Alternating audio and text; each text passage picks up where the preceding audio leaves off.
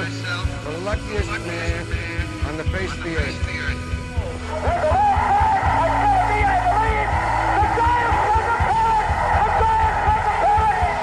Jeter ends his final game with a walk-off single. Here's a drive to left. That one is long gone. Welcome to the Long Gone Podcast. Me, Michael, and with me as always, S-Man. What up? Steve Ford. How's it going, man? It's going pretty good. Going Entering good. Christmas. Ho, ho, ho. Yeah, we're, Ho, ho. you know, as we record here, we're, 2 days away? 2 days On away. the eve of Christmas Eve, as Phoebe Christmas would like Eve. to say, or Merry Christmas Eve, Eve. Eve. Eve. But yeah, I mean, yeah, we've since we last did a show, we've had a lot of transactions here that have been happening. Obviously, one of the Japanese phenoms, he signed with the White Sox. He has power. Which one was that one again here? Yeah, Murakami. I'm surprised that. There we go.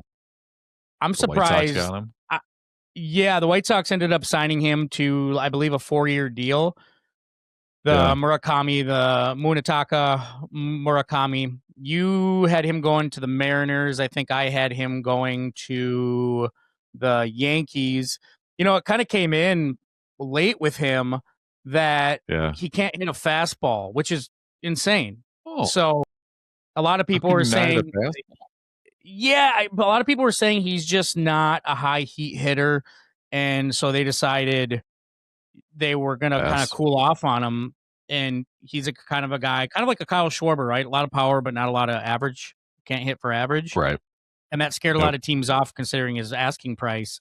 So, and he needed to be posted today. I think it would have been yesterday, would have been his post date. Like he had to have signed or he was going to be 100% done. And then he'd have to try again next year or something. So, which to get to that, I think a team, whoever gets him, has to put up the $50 million. So, jeez. The White Sox are, came out of nowhere, dude. And they said they're going to move him to first base, which, right?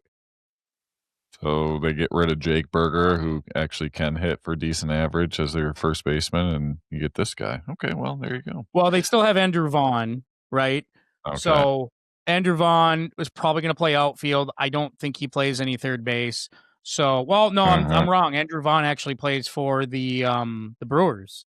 So, so I guess this is the guy to actually replace Andrew Vaughn and Jake Berger is Murakami. You know, I don't hate the signing. I actually really like the signing. No. I want to see what this guy has. I mean, early on, he's going to go through some ups and downs, and before pitchers can really understand how to pitch to him, you know, it could either go away or one of two ways. He could kind of have a breakout when he first comes, kind of like Jung-Hoo Lee or Yoshida or some of these other international ball players, or he could totally shit the bed. You know, I mean, it's hard to say. I mean, yeah. Yeah, I mean, I'm looking on bovadasportsbook.com to see if this signing could move the needle when it comes to World Series odds for the Chicago White Sox. And I'll give you a little spoiler alert. It didn't. They're still had dead last with a plus 50,000 odds to win it all. So yeah, hey, that's yeah. I mean, he has power. Hey, power. I mean, power is a commodity. I think this market favors power hitters. I mean, it really does. I mean, you see the way what Kyle Schwarber signed for. You've seen what Pete Alonso signed for. I think people are after power, which is interesting, right? Because and it kind of goes to what you guys will hear an interview from us next week about with Saris, and he explains that OPS, OBP, those are the true stats, not average anymore, right? We don't determine a player by average, which I still kind of disagree with, but a lot of these teams are going to go analytical. So to them, they figure more power is better. I mean, you look at somebody like Riley Green, they consider Riley Green had a good season. Statistically, not a bad season, but he struck out a lot more than he's ever struck out, and his average is really shitty. But you talk to most teams, the analytical teams, they actually like that because he's bringing in runs and he's driving in home runs. Who cares if he doesn't get on? Yep. Right. And I just, threw in a slight joke of you and I both noticed that he got fatter, hence the power. Right? Yeah, fatter, muscular. It's hard to say, right? I mean, when it comes to it's hard to tell. I just remember because you Mickey and I had the both same probably noticed that. diet. Oh yeah, for sure. But he's always in the best shape of his career, right? always. Yeah. Always something wrong though. Yeah. But yeah, I mean, going around the league, you had some trades that happened. I one thing I'm really surprised to see this year is the Pirates actually in the mix of stuff. I was about to say that the Pirates made some moves. They got Brandon Lau, right, in a trade with Tampa. Yeah, that's a big one for them, getting a guy, 30 homer pop, potentially for more. So that's good on them, and they've made a couple other, small little, small other deals. So it's good. We talked about they were in the mix for Schwarber and whether that was just clickbait or the rumors and stuff. But I guess they're putting the rumors out there and actually making the move. So good on them to get do a swing for a guy like Brandon Lau. And what we saw, Josh Bell is in Minnesota, right? Minnesota. Shane Baz got picked up there by Baltimore. So yep, I thought that was a sneaky good trade by Baltimore. I mean, we know what they did with their bullpen, right? Some of the bigger names that they signed, which was pretty surprising. And now we know that, hey, you guys need to go out and get some quality arms. I think Shane Baz was a sneaky good trade. Yeah, especially because I know he has injury history. Makes you wonder what Tampa Bay is trying to do. Are they trying to get younger? Are they? I feel like they're reestablishing that team, right? They got rid of Arozarena last year. They got rid of some key guys. Right now, they get rid of Lau, and I think they're trying to build around Junior Caminero, which makes it obvious. I think you're right. That's what they're trying to do. Yep. And, so I mean, yeah. Yeah. Well, we got Luke Weaver went to the Mets. Obviously, I talked about in the opening. We had the big trade with the Cardinals shipping off Wilson Contreras to Boston in a deal where St. Louis picked up Hunter Dobbins there. A nice little 4-player deal there. So yeah, it's been good to see. Some not big ones. Obviously, we had the Pete Alonso one here last week, but not like big ones. But some that are going to move the needle. What Jeff McNeil went in a trade to. I almost said Oakland, but the Giants. He went to the A's. Yeah, so I'm still trying to figure out what the Mets are doing. Yeah, I actually like what's their plan? I think they're trying to make room for a big move, and people are saying that's either trading for Tarek Skubal or that could be maybe a Kyle Tucker coming in, somebody like that potentially. Because there's still some big free agents in the market. You got Bo Bichette, you got Alex Bregman, you got Cody Bellinger, you got Kyle Tucker, right? So I mean, the smaller stuff like your Rhino Hearn and who just signed with Pittsburgh, those guys are starting to go away, but you still have some bigger guys there. Right. So I think the Mets are trying to, and I like McNeil. I thought he was really good in the Mets organization, but I think what they're trying to do is they're really trying to establish this as Soto's team and Lindor's team. And I think they're going to make a move.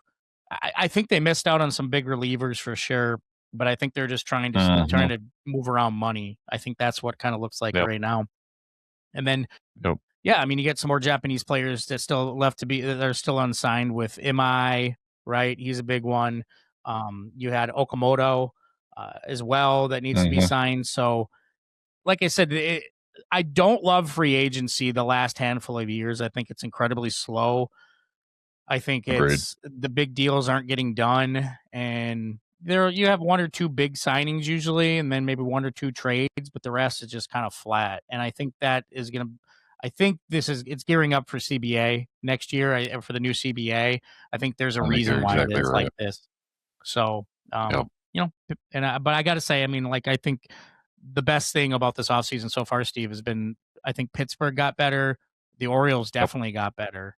Right. So there's some light there. There's some definitely light there now. Yeah, there definitely is. I'm looking on Bovada and looking at the American League odds and definitely with Baltimore's moves that they've made, they've moved up into that top half of the American League. They're at a plus 1,000 to win the American League, and in the the top 10 of it all to as a World Series winner at a plus 2200. So I do like what they're doing, and like you said, I like Pittsburgh's moves.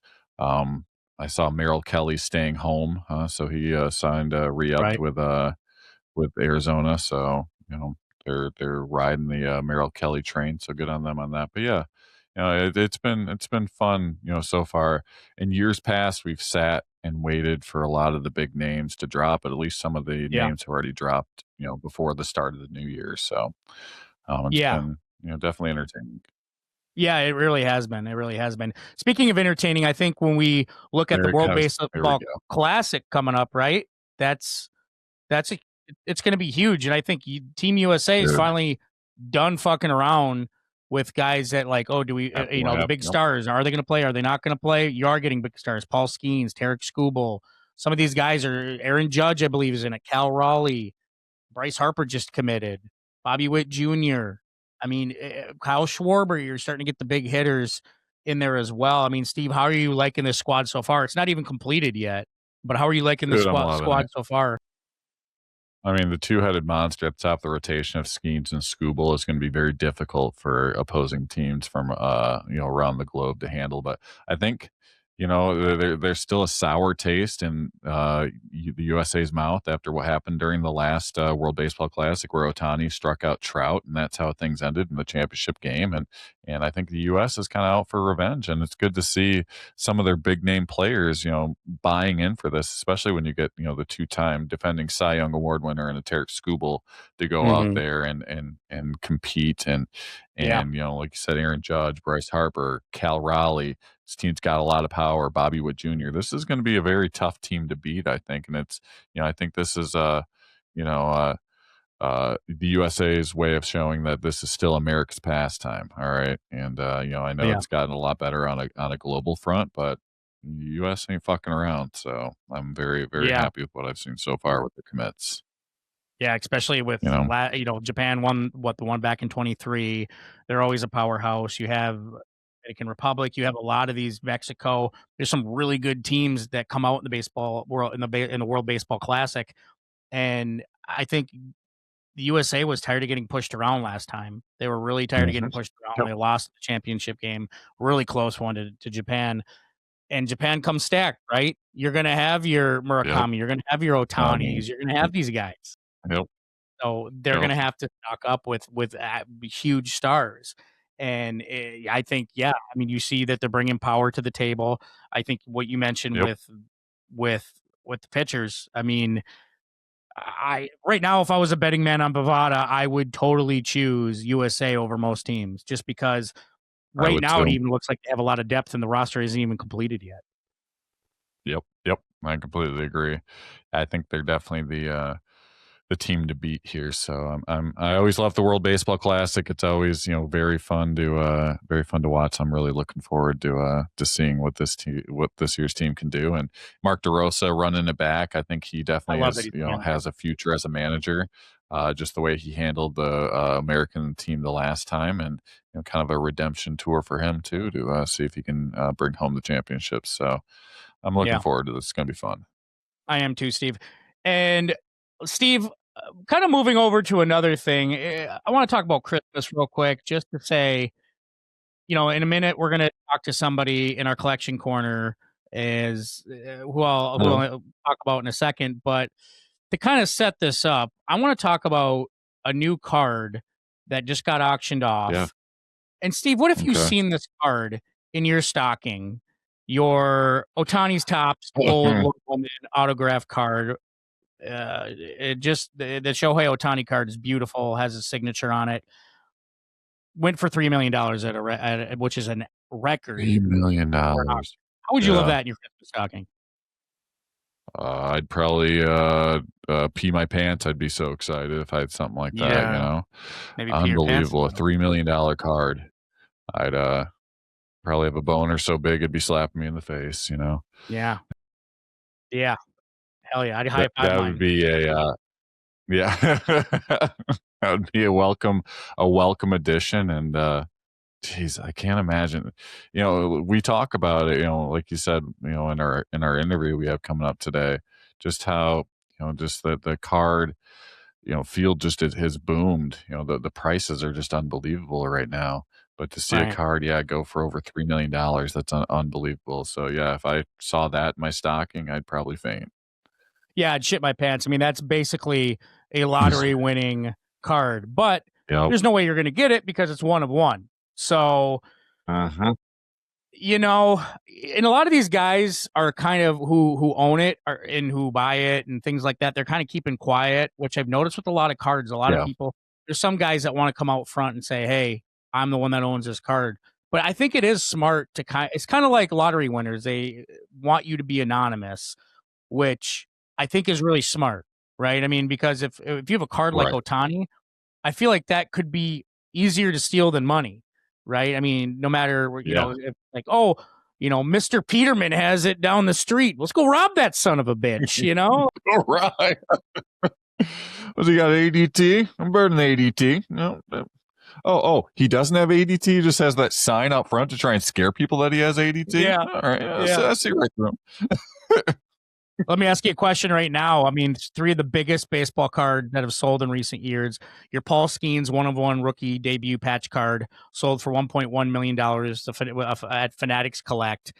And then you remember the Mike Trout signed 2009 Bowman Chrome Prospect Superfractor card, went for $3.93 million back in 2020. Steve, would you have any regrets with any of those? I'd say the Mike Trout, maybe if I paid a lot for that. I mean, I wouldn't have any regret taking the money, but the value of that card has to be a little bit down now. I think dramatically down. Oh, I was thinking about that. Definitely, it would be the Mike Trout. We talk a lot about how, if you're in collecting as a sort of a business, and with the Mark Movers app and how great it is, it's like watching the stock market. You got to know when to buy in and when to sell, and the person that sold, if I was the one selling that Mike Trout card and I got that money at that right time, hell yeah, I'd be happy about that. But if I was the one that paid that, and now it's pretty much Mike Trout cards, I was looking up his rookies, and remember how it was like 2011 Topps Update rookie was like the shit, and like always going for big bucks. I found it now you can get it for like less than $200. That's just how like a raw version of it. That's just how much it's dropped. That's almost like really sad. Even though 200 is good, but still not as much as it was. Not as much as it was going. You can get like the raw ones before, it'd be like $900, $1,000 just a year or two ago. And now it's like, I was looking online, thinking about buying one, and I was like, I really don't have the money to still put down, less than 200, but still you can get one for like 150, 160 just raw. It's crazy. Yeah. Yeah, I don't see another star.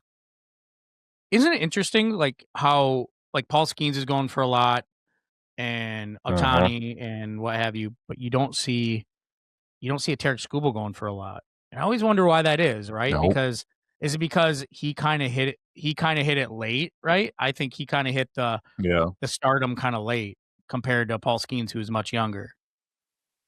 Yeah. I mean, you weren't looking for Tarek Skubal Bowman first, like you are looking for Paul Skeens Bowman first cards, because Tarek Skubal, like you said, he pretty much came out of nowhere, and as far as the Tigers rotation. But yeah, it's crazy. I don't know if it's the market, if we'll see a bump in his cards, his early cards or cards in general, if he does go to like a New York or a West Coast team. We'll see if that might put a bump in his his overall value. But yeah, that's really weird how you can see like Paul Skeens cards go for big bucks, but Tarek Skubal's doing just as well right now. But also, like you said, Paul Skeens got about almost a decade on Tarek Skubal as far as younger. So yeah, it's something to think about. Yeah, it is, and we're going to be talking to somebody coming up next, going into our collection corner. He'll kind of tell us when to, when you have certain cards, he'll tell us you got to know when to hold them. Know when to fold them. Know when to walk away. Know when to run. No, we won't serenade you with more Kenny Rogers. Kenny Rogers is shit, dude. So this Christmas, for our Christmas show, we have a very special guest we're going to bring on. Tyler Teapot, Nethercott from Market Movers. So everybody enjoy. Lead us there, Steve. All right. Well, let's head on over to Collection Corner, shall we? Let's do it. All right. Yeah. Ready to ride the next big hobby wave? Market Movers puts the entire sports card and TCG market right in your hands, with pricing on over 7 million cards, powered by real sales data from every major marketplace, including eBay, Fanatics Collect, Golden, Heritage, and more. Track your collection on mobile or desktop, instantly see value and P&L by sport, year, player, set, or grade, compare any cards side by side, monitor live price swings to spot trends early, uncover underpriced deals, and set custom alerts so you never miss a move.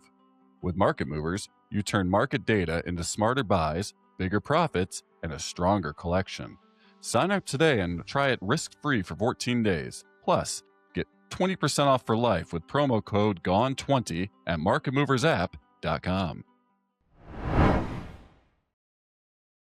All right. Welcome to this edition of the Hobby Huddle. With us today is Tyler, a.k.a. Teapot, with the Market Movers app. Glad to have you with us here today, Tyler. How's it going, man? Going amazing. Happy to be here and looking forward to our combo. Yeah, that should be should be fun. Hey, first time on the show. Love it. This is great. Yeah, and I love working with Market Movers app. The app's very easy to use. You can definitely see the trends. We'll get into that more here later. But just looking at it, Tyler, if you want to just give us a brief overview of the market trends, what's been happening since the past since basically the end of the World Series. What have we got going on here? Yeah, for sure. So one of the really cool features in Market Movers is what we call Market Pulse. It's basically a bunch of indexes that we've put together. And there's tons of them. There's all kinds of players and other things you can scroll through. You could get like a macro view of the hobby with our SCI 500 that shows like it's 500 of the most iconic cards from all eras. That kind of just gives you a sense. It's almost like an S&P 500 for sports cards, just to see, okay, what's moving, how are things trending overall. But what I did was I actually filtered down to 4 different indexes, and we kind of compartmentalize basically rookie cards and sometimes other key notable non-rookie cards from different eras. So we've got baseball from 2021 to 23, baseball from 2018 to 2020, baseball from 2010 to 2017, which you're like, well, why is that one 7 years and these other ones are 3? It's just there were so many more cards produced and so many more notable rookies and things from these eras. And then we have our MLB Top 100. It's basically the prospect pipeline rankings, and all of those players' Bowman first cards are in that index. And so this just shows you can change the time frame. And I'm looking at the last 90 days, and much to my surprise, there's still a lot of heat around baseball cards, even through what is typically the slowest part of the year for baseball cards in general. We've got the 2021 to 23 index. That one is down, actually. That's the one that's down over the last 90 days, 7.8%. But then, of course, you get into 2018 to 2020, as well as 2010 to 2017, and you've got Ohtani and Judge cards, as well as Vladdy. They're all in there. So the cool thing is you can click on these, and then it'll show you all the cards. So you can sort by price, see which ones have sold for the most and the least, or which ones have gone up and down the most. And like Ohtani's market just is not slowing down. I click this open and pop open these little stats and see kind of what's this card been doing. This is his pitching number 150, is like very iconic Topps Chrome rookie card. And over the last 90 days, it's up 46%. If I click on the last year, I mean, this thing just spiked. So you could have bought this card a year ago for $183, and now most recently it sold for $405. Wow. Pretty much any Ohtani at this point is a good Ohtani. All of that's been going up significantly. And the same thing in many ways has been happening with Aaron Judge. So this particular card is down, but he's up. Judge is up like 90% over the last year. And I think Ohtani's up like 88% across all their cards that are tracked in Market Movers. So those two guys in particular, they've obviously cemented themselves as like the two hobby darlings of this particular era. And there's just been a ton of buzz. And then within the MLB Top 100, like I said, this will actually show you like all these iconic cards. Yeah, Nick Kurtz. What really surprised me was seeing that sometimes there's inconsistencies between like raw and graded and how those things can flush out. So you have Roman Anthony. This is his Bowman first prospect auto, just the base auto, not a refractor, not anything. So this is the most common auto. Still very good card. These are like the cards that, you know, people see as very investable, the most important card for any given baseball player. And nice looking card. I wish the image was a little bit better. Since he's kind of a power hitter, you'd want some kind of swing follow through, almost like if you look at Caglione, like that's a nice image. Yeah. Roman Anthony is just kind of like in between the base paths or something. But anyway, this card in raw condition, it's kind of been seen a lot of volatility, but $650 on the most recent sale, whereas Nick Kurtz is at $405 coming off a pretty convincing Rookie of the Year campaign. Yeah. Where it gets really interesting is if I switch from raw to PSA 10, I can see that Kurtz is at $1,100 for a PSA 10, and there's 369 of these. And Roman Anthony, if I switch to PSA 10, is actually at $1,200. So like the gap closes. There's about half as many for Anthony too. It's sometimes it's very interesting when you see those things, and that's where a lot of people who sort of have a keen eye for those gaps find arbitrage opportunities. They're like, oh, maybe I should be looking to scoop up some Kurtz, some Kurtz cards raw if I can get one, in good condition and try to get that 10 because there's a huge premium. But yeah, these guys are certainly leading the way. Caglione, I'd be curious to know from you guys, like he was obviously incredible in college, and there was a ton of hype around him last year. I was kicking myself because I bought one of his cards, and I was looking at a really big one, and I don't normally buy huge cards. Like it was one of his gold Bowman firsts, and I was like, man, he's going to get called up and his cards are going to go crazy. And you see this spike. This is just his base, but that's exactly what happened to his market. And I didn't pull the trigger on it, so I was kicking myself. But what do you guys think of Caglione? Do you have any opinions of him? Because the power's there. He just couldn't seem to locate any pitches last year or make good contact. Yeah, I think he came in hot because of all the hype, and then he had a few good games, and then he kind of just flatlined. And then there was some life here and there. It wasn't like a Nick Kurtz trajectory, but I mean, it was kind of up and down a lot of the season, mostly down. But I think he's going to be good overall. Yeah, I agree with that. Yeah, so that's kind of what's been going on, like with the baseball card market overall. I've been trying to keep my eyes peeled to look for opportunities and for buy low opportunities, but a lot of guys just keep going up. Connor Griffin's had buzz around him lately. I mean, he's only going to go up because he's a top prospect in all of baseball. But you know who I don't see on that list right now, Steve? Who is Tyler showing us? I don't see Kevin McGonigal. That's who I'm. Yeah, that's who I'm after. That's crazy. Yeah, that's who I'm after the most. So I think he was a 2025 product. And so basically we created this index to start the baseball season last year. So when we recreate it for 2026, all that 2025 product that came out this year, he'll be in there. But yeah, I can still, I mean, we track, Market Movers tracks 6.3 million cards where you can chart like this across not only baseball, all eras, vintage, T206, all the way up to current, but also other sports, non-sports, Pokemon, TCG, all kinds of stuff. And it's the biggest database like that of its kind. There's no other app that does that. So if you were to look in, other competitive apps for like Kevin McGonigal cards, I guarantee you probably wouldn't find any. So it's a really nice thing when you can come in here and click on this. But he's been hot. I've been wanting to find some of his cards. I've actually bought about 5 or 6 of his cards now.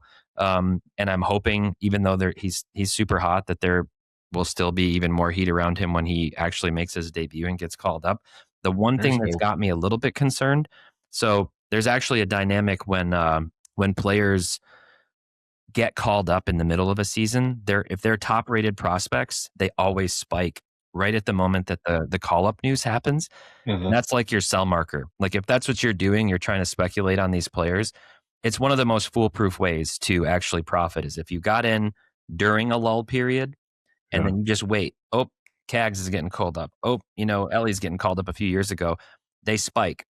And then almost no matter what they do, they just start to go down. Like most players, it's very strange. Like Kurtz was I think he actually did dip for a little bit, and then he was kind of an exception. But there's just like that hype cycle, and then it's like, well, on to the next prospect that's not up yet. Yeah. Move my money over there. What's tricky is if they actually make the opening day roster, it doesn't always have the same effect. It's like not as surprising to everybody. It's like, oh, we knew this was going to happen through spring training. And so it just kind of goes and then goes down. And so that's sort of my concern with McGonigal, is if he just makes the opening day roster, then maybe he's not going to see that spike, and I'm going to be kicking myself because I was still buying even though. But I'm a Tigers fan too, so I'll just keep the card. Through and through, just hold on to it as a true fan. Yeah. What about Japanese players? Do they have the same kind of thing with their rookie cards being, the first ever? Because we're still going to be waiting for their first cards, American side, with you have Murakami, Imai, Okamoto. Do you have anything offhand that we should be looking out right now coming from over there? He's got some cards that you can chase after. He's got this World Baseball Classic card, and they very often have NPB, like Topps Chrome NPB cards as well. And so you can speculate on those, but they don't always have the same effect. Sometimes it can actually spike at the time that the team that they're signing with gets announced. That happened with Yamamoto when he first was, announced that he was going to the Dodgers. And of course that all lined up with, Ohtani and everything. And so there was just a lot of buzz in general with him. But that can kind of be one of the points, but people just start hearing that they're coming over. And so that's sort of the hype cycle, is like, once it's like, oh, they're coming. Okay. Now you see with Murakami, right? And then, also, once they pick their team, if it's like a big, team that everybody's excited about seeing them on, like the same thing didn't really happen as much with Imanaga when it was like, oh, I'm going to the Cubs. But so it can. That's typically when it happens for the Japanese guys. So, and then if we, kind of shift gears and look at, speaking of Yamamoto, this is the price movements tool, and what this does is it looks at that whole database of all the cards and tracks trends for both cards as well as players. Okay. So I'm looking at the last 60 days, basically since the season ended, which is hard to believe. It was already 2 months ago, but I know. Yamamoto, this is very common that you see the players from the World Series, still carrying some heat. They're the last ones to cool down. Everybody else who gets, eliminated from the playoffs, in early September up until the playoffs, it just slowly they start falling off. All the players that had heat start falling off. But Yamamoto, he's seen his card prices soar. He's up 37% even over the last 60 days. And I bet even over the last 365. Let's see kind of who's going. So you Savage and Mizorowski, probably no surprise. What's crazy is pitchers are typically largely ignored within baseball. And I kind of wondered, once Paul Skeens came up and his card prices were just all absurd and continued, honestly, to be really crazy. I don't want to say absurd. I'll say unprecedented for a pitcher. Yeah. And it's kind of created like a domino effect into Yamamoto, Mizorowski, Savage, others who, showed up and started pitching well. Scooble's seen a lot of life in his card prices, nowhere near Skeens, but his stuff has gone up a lot. So seeing some of those guys like pitchers at the top is somewhat unprecedented historically. Mm-hmm. You don't see that. It's typically only the sluggers who are there. There was Scooble. He's up 73% on all of his cards over the last year. So that's really interesting. Bichette, he's up. I don't know. Do you guys think, where do you think he's going to wind up? I'm still banking on Toronto, that they'd be smart to hold on to him, especially with, back in the Brinks truck up for Vlad and just his resurgence that he had, this past season. I hope that they keep the band together, and it would be smart for them to hold on to him. But I haven't heard, anything. It's weird I'm that hoping Tigers. I wouldn't mind if he went to we're all Detroit. hoping Tigers, yeah. I would not mind if he went to Detroit. I was kind of looking at that, going, man, get him and McGonigal in the infield, and So then we got Will Smith. Again, you got Kurtz, who won Rookie of the Year. Griffin, like we said, he's hot. So Pete Alonso now going to the Orioles. So the Orioles, on paper, look like they should, compete with the most runs scored in baseball with their lineup now. They brought in Taylor Ward, and obviously they got other Gunnar and everybody else they still have, but they don't have any pitching. So I don't know. Every Orioles game like 11-10. Yeah, they have no pitching. They have none. So, I mean, they even sent Grayson Rodriguez out to the Angels. So it's like, do you guys have a plan? Yeah, I mean, they brought in Tyler Rogers. They brought in Ryan Helsley. I mean, their bullpen's looking pretty good, but they're still missing premier rotation guys that they haven't had since Corbin Burns. They're going to try to channel Hinch into pitching madness and just throw a bunch of relievers out there every game. My gosh, yeah. So we got Roman Anthony up 10.4%, Skubal up 9%. This is, again, the last 60 days. And then, I typically say, if you're looking on like a 60-day, even a 30-day time horizon, the sports card market is very different and far more volatile than like a traditional stock market or something else. You see, these big swings. I kind of consider up 10% to down 10%, negative 10% is like almost like flat, for all intents and purposes, especially if it is something you're trying to do as like a fun speculation, kind of flipping opportunity. It's you're going to have fees and the cost of transactions and shipping and all these things. It's like, don't really bank on that margin, that gap. You got to be aware of that. So those are some of the guys that are up the most. And then if we look at the ones who are down, Raleigh, wow. Poor Mr. Raleigh. He had a lot of heat behind him. I'll tell you, I think one of two things is going to happen. I will be shocked if we get to this time next year or even to the playoffs next year and Cal Raleigh's cards are flat. I don't believe he will stay flat. I think one of two scenarios happens. Either he tops 50 home runs again this year, and if that happens, I think he will continue to go up. Or if he's like 40, 42 home runs, I think he's in danger of like a pretty sharp fall off. Like I think that's just how it's so odd within the baseball card space that you've got to like do that little bit of extra to set yourself into the upper echelon to get, into that conversation. So it'll be really, but I mean, the one thing that could save that too is if the Mariners are still super competitive again next year and he's in the mix or he has some, big series, in the playoffs in the first round or something. Like there's a lot of different factors, but yeah, I think overall there was so much hype this year.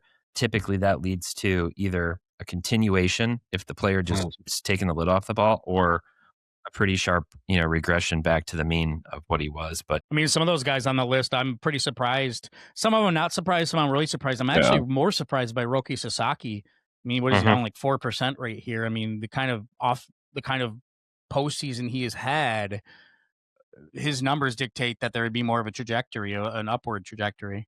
The fact that, like I said, a lot of that I kind of consider sometimes flat, and Roki he caught a lot of heat in the playoffs and his stuff kind of went up, but like this is kind of shocking. It's the card market overall, the sports card market overall on that SCI 500 index that we track is up like around 30% this year, which is a really solid bounce back for sports cards overall after what was really about 2 to 2.5 years of huge correction after a crazy COVID hype cycle. And to look at this and go, let me see the last 90 days for baseball. And I'm filtered to like rookie classes, but basically cards from 2009 to present. That's why you don't see like, Mike Piazza or somebody random in here. Right. This is really out of the ordinary to have like nobody down at least 20%. Like it's typically these guys, like you have people that just really fall off. Pete Crow Armstrong, his cards, man, I'll look up Pete. I might zoom out. Here we go. Pete Crow Armstrong. His stuff was like, it was all over the place this year because he had such a hot start and everybody was, kind of losing their minds. And then it really cooled down. So like if I look at, I just want his base auto, I'll just click on this one. Let's go to this and then we'll just look at it raw. And this thing climbed way up. So a year ago, or I guess there was a sale in February for $100 on this card raw. Jeez. And it spiked all the way up raw to 323, which is a 223% increase. And now it's settled back down to 214, which is lower than it was in a lot of these other cases. And PSA 10 condition. I mean, literally a cliff that you had. Yeah. It was, I mean, he was abysmal. He went from like, MVP conversation MVP to like Yo, what's that? Nope. So you went from $1,000 to $220 over the span of 6 weeks. That's crazy. Somebody got an absolute steal there. It looks like. But, yeah. Yeah. So I don't know. He's got all the tools. Baseball's such a weird sport, when it just. And like Tarek Skubal, what do you predict his market's going to be right now? Where is the trend in his market? He's heated up a lot. So you can see this is just the last year. This is his PSA 10 Bowman Auto. This was at $164 in December of last year, and it's up to $660. So one thing we can do, actually, I'll show you this. I'm going to come over here, and then let's throw Paul Skeens on here. Okay, and just to compare these two things, and Skeens is at almost $1,300, which again is completely unheard of.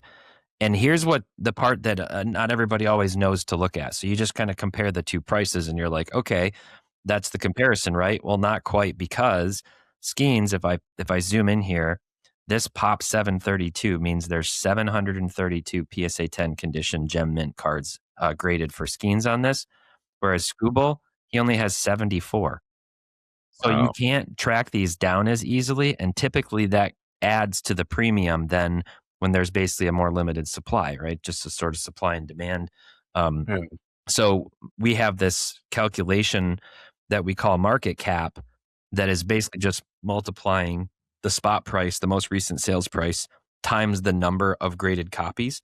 And so you see there's you're looking at $950,000 worth of theoretical money if everybody were to somehow go find a buyer at this spot price for the Skeens, which, you'd never have that glut of supply, but almost $1 million in market cap compared to 50,000 for Skubal on the same card. And, that's the big difference when you're a top prospect who comes up and electrifies, college, and then comes into the pros and does it too, and has a noteworthy significant other, compared to, Skubal came out of nowhere, really. Back-to-back Cy Youngs came out of nowhere, only had one college offer. And so to answer your question, like what happens to him if he goes to a big market team, aside from my heart absolutely breaking, I think his cards will definitely spike, at least temporarily. Like I would feel very confident that if it were announced today, I hope it doesn't happen, but that he's going to the Dodgers, this card might spike up to $800, $850, maybe $1,000. I don't know, but people just get real excited and like hyped up about these players. Oh, he's going to go win a World Series and he's going to be pitching next to Ohtani and Yamamoto and whatever. Like, and that could happen pretty much with any like big market team. Oh, he's going to the Yankees. He's going to the Red Sox. To a little bit lesser extent, he's going to the Mets or to the Cubs. But some of those big teams that, they can definitely garner a lot of interest and temporarily surge their prices. So you can come to price movements, and you can actually just put in any player's name too, and then you can sort of see all their cards. And one thing that I really like about this is switching the view. It becomes much more like exploratory. So if you're a visual person like me, which cards are kind of inherently visual, then you can just sort of see like, oh, what catches my eye? Whether it's looking for really good photography, looking for, really eye-catching, like these all aces are a new insert that came out last year in 2024. And they're really, really cool in hand. They're like embossed, and they have this riveting that you can't really see. And it's one of the better like non-numbered insert case hit type cards that Topps. They're actually even tougher than per case. They're pretty hard to hit. So these have seen a lot of heat.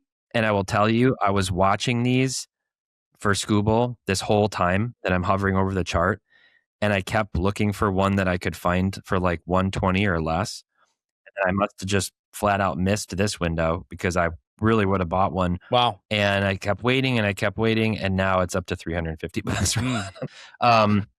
So part of what happened with these was Topps actually came out with another version for the hitters called All Kings. And the All Kings came out, there should be baseball ones in here. I'll just click over here. So like this one, here's a Willie Mays. So they actually have some legends in there, and you can kind of see a little bit more on this image. Yeah. They're very, very cool, embossed. They just look amazing in hand, and they're very collectible. And so they made those, and then Topps came out with their Topps paper, flagship basketball set. Now that they've got the licenses, is why you see like Con Kneppel and other basketball players. And between those two things, it kind of raised the bar on the all aces for the pitchers. This LeBron James sold for $10,000 in PSA 10 condition. So, wow, crazy, pretty crazy overall. Cooper Flag, super buzzed. But okay, one last question here I have. We were talking about Ohtani and Judge near the beginning of this segment, and a lot of people I talk to always worry that, not just for Ohtani and Judge, but we'll use them as an example. They always feel like the market's being oversaturated with them. Do you feel that?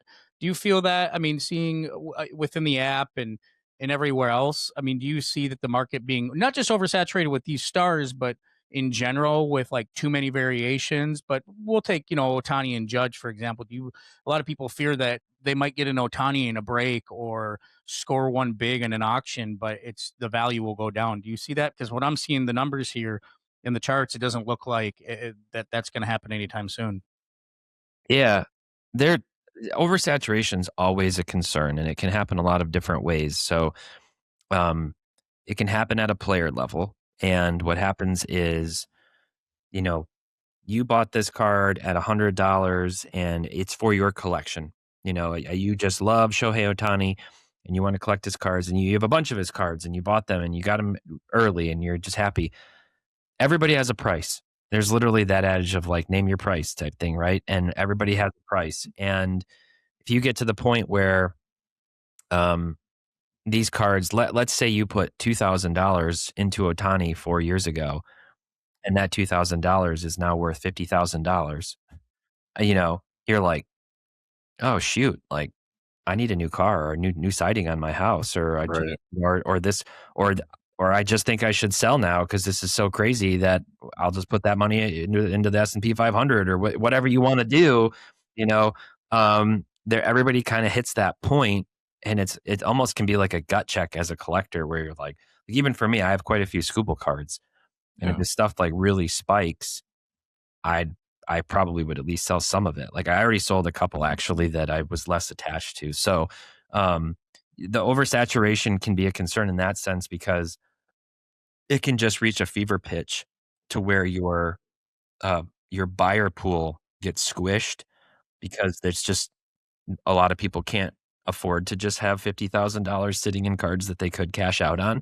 So then it can kind of put that like glut of supply back into the market and price compression, and cause things to come down. So that can definitely be a concern. But then there's also just overproduction, and in recent years there has been a huge demand for sports cards in general, and for retail and hobby boxes and everything. But as a result, the manufacturers, Topps and Panini and others, they're opportunistic, and they're going to, open the printers. And you just got, players who have 200, 300, 2,000, 3,000 rookie cards and other things, which is just, it makes it all the more important to understand which cards are typically referred to as like collector cards. And that really is everything. It's just, what do you like? And then which ones has the hobby collectively agreed through some hive mind consensus are like more of the investable cards that might hold up and withstand the test of time. And that's why the Bowman First is so important in baseball, because there is no other Bowman First where you have 2,000 rookie cards, and that can get pretty. All right. So in addition to tracking millions and millions of cards in Market Movers, we track sealed boxes too. And our Cards HQ team here, I work for Sports Card Investor with Cards HQ. They love our sealed wax database for pricing their own inventory. And so I'm just making a little price comparison here. Topps Chrome Update just came out, and that's for baseball. And those, of course, have the MLB debut patch autos, the chases in those, which are the one-of-ones from the little patch on the sleeve of the player when they make their debut, goes into a card, gets an on-card auto. Highly, highly collectible, sought after. So those are in there. And many of them have already been hit in the first week of the product being out. And the jumbo boxes are going for $525, and the hobby are going for $325. If you compare that to last year, jumbos are at $1,650 and hobby are at $900. So you could almost get 2 jumbos from this year's product for 1 hobby box from last year's product. Wow. Pretty interesting. So if I go back a year and we look at where these were, hobby started out at $411 last year. So that's one strategy that some people have, is to buy sealed wax and just hold it, sealed boxes, and just wait. But it's more like buying a mutual fund. It's all dependent on which rookies from the product do well or don't. And so if if you have a class like 2021, which was like, a rookie class that was not great, it's basically Scooble and Casey Mize. But yeah, that's pretty much kind of what's going on with things there. So yeah, very, very fascinating stuff. Teapot, appreciate you being on here. Always great to chat about the merchandise and the cards going on the collector side. Always, I love your app, just with these charts and seeing where things go, and really enjoying the Market Mover app. You can go to, I believe it's marketmoverapp.com /long gone to get started. We have a promo right now, Gone 20. It's 20% off for the lifetime of your membership. So go check that out. And Teapot, we'll chat again soon. That sounds awesome. Thanks, guys. Thanks, Tyler. Well, that just happened. That was a dope interview. It's a fun interview.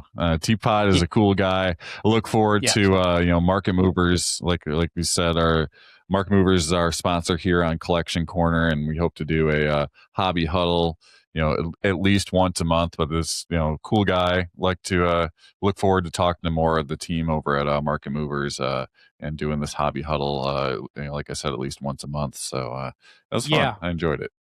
Yeah, definitely. I mean, it's pretty cool because we'll be able to bring them in once a month, as you said, to kind of see where the market's at. I mean, that's something that you and I have always wanted to do with this show. We've always wanted to bring people in. When we've had people in the past that talk cards, right? We've had Greg Bates in the past. We've had others who talk cards, and that's great. But we never had anybody to talk about where the market's at, other than each other, right? We'll talk. We'll pick a card, and then we'll go into it. But I mean, it's hard to kind of bring somebody in, or it's, that doesn't know a lot about cards, not, and then be like, hey, where's the market at? Because there's no proven way, but Market Movers is a proven way to show the value of your cards, other cards, so you can make the right move when deciding to buy or sell, so that's something that we can bring to you guys every at least once a month anyways. Yeah.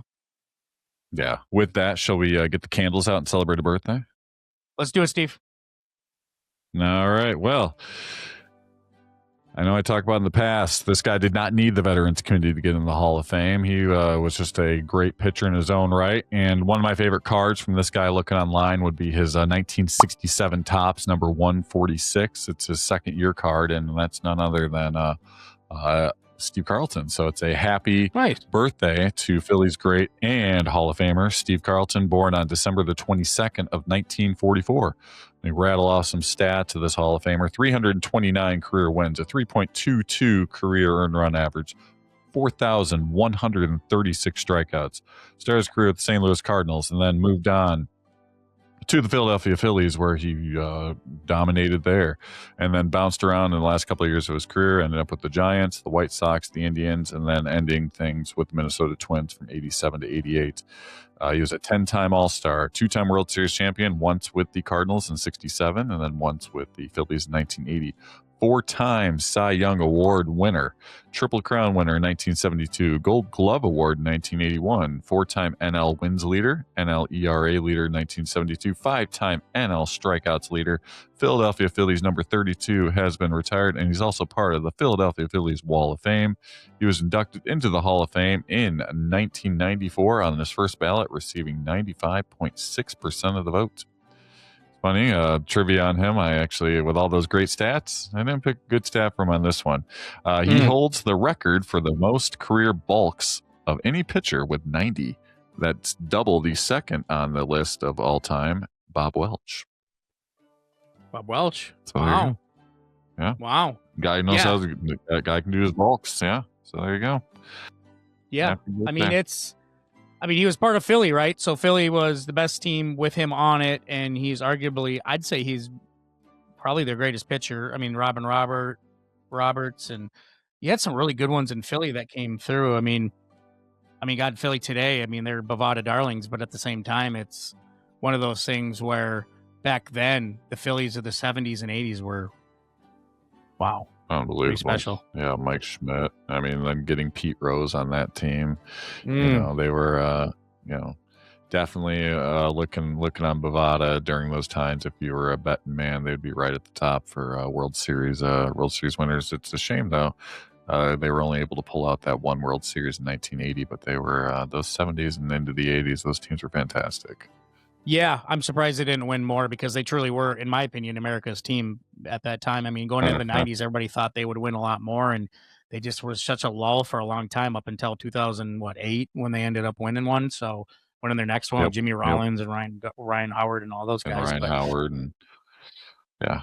But it starts from one of the best, man, Steve Carlton. Happy birthday, you son of a bitch. That's right. Man. All right. Yeah, it's a fucking show. Whew, good show, man. Good show. Yeah, great show indeed, man. Well, everybody, we hope you have a great Christmas. Steve, I hope you have a good Christmas, man. You too, we got 40-degree weather here, which is nice finally. Is your snow melted? Because ours is gone. It's melting now. Is it? Okay. We're going to have after all that snow that we got in November into December, then the Santa gods have decided to give us a brown Christmas. So yeah, which is crazy because I want snow for Christmas, but it's like, yeah, I don't want it all that earlier time. We had to suffer through it at Thanksgiving all the way through December, but nope. Now it's it's 41 degrees here right now. We might touch 50, close to 50 on Christmas Day. So there you go. You fuckers. Son of a bitch. Have a Merry Christmas, a wonderful New Year. Steve and I will be gone next week, so there will not be a show next week. Remember, we do this every year. This is our last show of the season, last show of 25, and then we're going to enter, what is it going to be, season 6 of the show? Season 6? Yep. Holy shit, season 6. Isn't that crazy? Of the Long Gone podcast. Dude, it's been a wild 6 years. I can't wait to ring in the new year. We got a lot more guests coming up, and a lot more fun to be had. And there's obviously going to be a lot of news. But in this next week, just don't cry. Listen to older shows if you have to. Oh yeah, listen to those old recordings and know that we will be back in the new year. We will be back. So Merry Christmas, Happy New Year, guys.